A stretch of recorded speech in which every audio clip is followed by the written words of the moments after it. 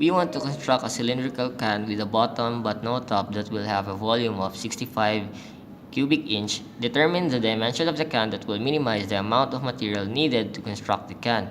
So first we have the formula V is equals to pi r squared height, and the surface area formula for a cylinder is 2 pi r height plus 2 pi r squared.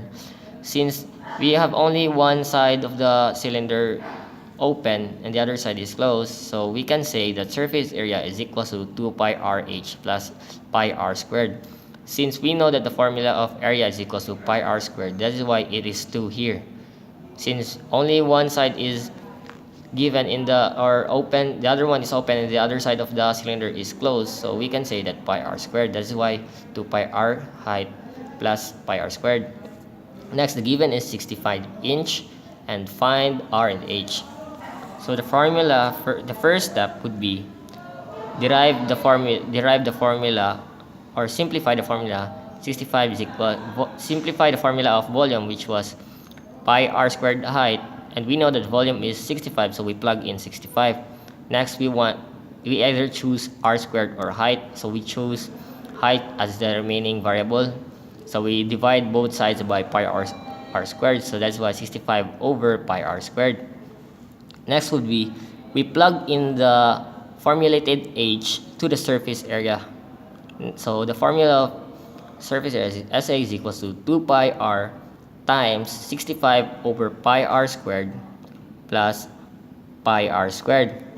Next, we simplify the formula. So pi r divided by pi r squared is equals to 130 over r, since 65 times 2 is 130, and the remaining here is r, since r divided by r squared is equals to r, plus copy the pi r squared. Next would be we derive the simplified formula. So the derivative of 130 over r is equals to negative 130 over r squared plus 2 pi r. Afterwards, equate the formula to 0. So 0 is equals to negative 130 over r squared plus 2 pi r. Then we transpose 130 to the other side. So 130 plus r squared is 2 pi r. Then cross multiply. So 130 is equals to 2 pi r cubed. Then we want the r remain in the other side, so we divide 2 pi r.